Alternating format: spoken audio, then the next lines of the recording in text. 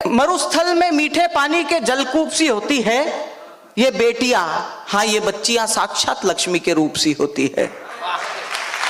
अच्छी बात है, वाह। हाय हाय तो ठीक है, मेरी दिक्कत ये है कि ये लक्ष्मी का रूप मेरे को मेरी ही बेटी में दिखता है, मेरे ससुर की बेटी में तो भवानी ही नजर आती है। बहुत अच्छे।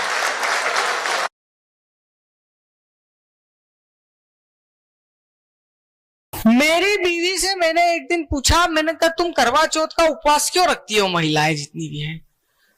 बोले सातों ही जन्म ऐसा पति मिले इसलिए। मैंने सातों? मैंने कहा फिर भगवान करे यही सातवां हो। आपने देखा होगा व्हाट्सएप पे एक नोटिफिकेशन आता है, दिस मैसेज वॉज डिलीटेड, और दिमाग खराब कि क्या टाइप किया था उसने। पिछले दिनों राम का ऐसा ही मेरे पास मैसेज आया, मैंने इसको वापस रीटाइप किया, मैंने कहा बोलिए राम क्या बात हो गई थी? तो इसने वापस रिप्लाई किया, बोले हिमांशु भैया थोड़े से पैसों की जरूरत थी। मैंने कहा वापस डिलीट कर। रावण का अहंकार कंस जैसा क्रोध है तो कालकूट मंथरा की बोली का भी देखिए, और मारीच का छल और अहिबल देखते तो वार पूतना की विष चोली का भी देखिए। और खैर दूषण यदि सामाजिक प्रदूषण है, काम काज ताड़का की टोली का भी देखिए, और लंकनी व सुरसा या चंचला केकसी सुता बदले में धधकती होली का भी देखिए, बदले में धधकती होली का भी देखिए। स्त्रियों के लिए यह बातें बहुत जरूरी है। हर चीज से समझौता कर लेना, पर कमाने से समझौता मत करना। जो स्त्री कमाने से समझौता कर लेती है वह अभी तो बच जाएगी, पर भविष्य में किसको पता है कि क्या परिस्थिति आने वाली है। भविष्य में जो भी परिस्थिति आए, उस स्थिति को अच्छे से संभालने के लिए स्त्रियों को आर्थिक रूप से आत्मनिर्भर बनना होगा। ज्यादा कमाने की जरूरत नहीं है, पर इतना तो कमाओ घर में जो रोटी खाते हो वह अपने हिस्से की हो। सारी चीजों में अपने पति के ऊपर मत निर्भर रह करो। जरूरी नहीं है कि आपका पति 1 लाख कमाता हो तो आप भी 1 लाख ही कमाओ। कम से कम आप 10,000 तो कमाओ, जिससे आप अपना खुद का गुजारा कर सके। दूसरों पर इतना भी निर्भर मत रहिए कि वह आपकी निर्भरता का फायदा उठा सके। वह जो चाहता है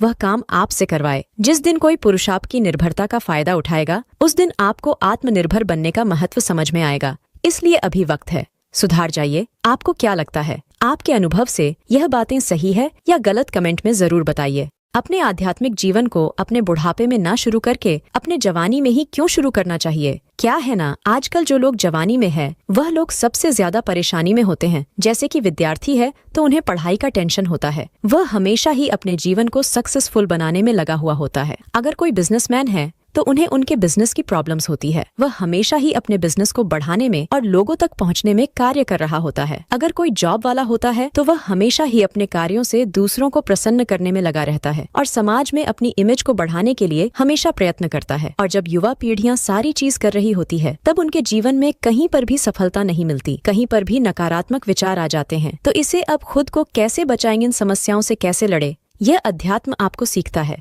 क्योंकि किसी भी स्कूल में आपको जीविका की विद्या पढ़ाई जाती है, पर जीवन की विद्या अध्यात्म से ही मिलती है। इसलिए अपने आध्यात्मिक जीवन को अपने जवानी से ही शुरू कर लेना चाहिए। आपको क्या लगता है? इन बातों के बारे में कमेंट में जरूर बताइए। अपने जीवन को ज्यादा खूबसूरत बनाने के पीछे मत भागिए, बल्कि इन 4 चीजों को अच्छे से करके अपने दिन को अच्छा बनाएं, जिससे आपका भविष्य में कभी भी दुख नहीं आएंगे। नंबर 1, इंसान को सुबह उठने के बाद 100 काम छोड़कर पहले स्नान कर लेना चाहिए, जिससे कि शरीर से आलस दूर हो जाता है। वरना आजकल कुछ लोग उठते ही मोबाइल हाथ में लेकर बैठ जाते हैं और घंटों तक अपने बेड पर ही पड़े हुए होते हैं। नंबर 2, इंसान को हजारों काम छोड़कर पहले भोजन कर लेना चाहिए, जिससे कि आप जो भी कार्य कर रहे हैं उसमें आपका मन अच्छे से लगा रहे। नंबर 3, रात को सुकून की नींद पाने के लिए दिन में कहीं पर तो छोटा सा दान करना चाहिए, जिससे आपके मन को संतुष्टि प्राप्त होती है। नंबर 4, आप कितने भी व्यस्त हो पर दिन में थोड़ा सा वक्त निकालकर भगवान का स्मरण करना चाहिए या फिर मंदिर में जाकर उनका दर्शन कर लेना चाहिए, जिससे आपके मन की जितनी भी नकारात्मकता है वह कम हो जाती है।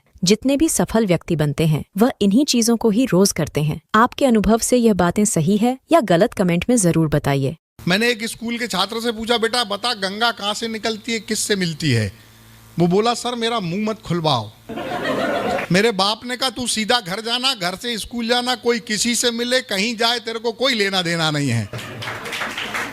मैंने दूसरे छोरे से पूछा, मैंने कहा बता बेटा गंगा कहाँ से निकलती है, किससे मिलती है? वो बोला सर मेरा मुंह मत खुलवाओ, गांव में झगड़ा हो जाएगा। मैंने कहा मेरे पिताजी गांव में झगड़ा नहीं होगा, बता गंगा कहाँ से निकलती है, किससे मिलती है? वो बोला सर गंगा रात को 12 बजे निकलती है, कल्लू के लड़के से मिलती है। तालियां जोरदार बजना चाहिए।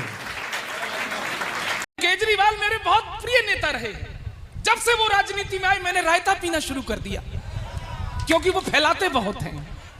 मतलब दादा, दिल्ली में कूड़ा हो गया, दोषी कौन? मोदी। दिल्ली में भ्रष्टाचार बढ़ गया, दोषी कौन? मोदी। दिल्ली में शिक्षा नहीं, दोषी कौन? मोदी। मोदी मुझे ये नहीं करने दे रहे, मोदी मुझे वो नहीं करने दे रहे, मोदी मोदी मोदी, दिन रात मोदी मोदी। मोदी जी का खुद का दिमाग खराब हो गया। उन्होंने गुस्से में आकर केजरीवाल को रात के 12 बजे फोन लगाया। उन्होंने फोन उठाया और नंबर लगाया।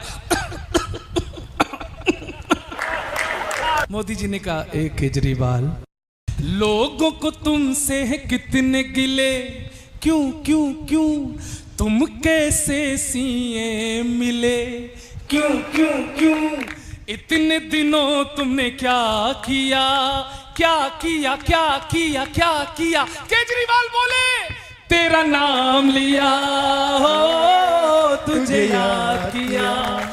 पुरुष बहुत भोले होते हैं।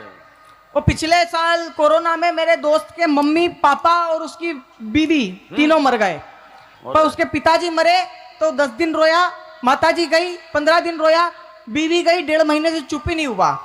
मैंने जाके बोला, मेरे साले जोरू के गुलाम, पापा और मम्मी के जाने पे 10-15 दिन, बीवी के जाने पे 1.5 महीना। बोले भैया ये गांव वालों की वजह से रो रहा हूं।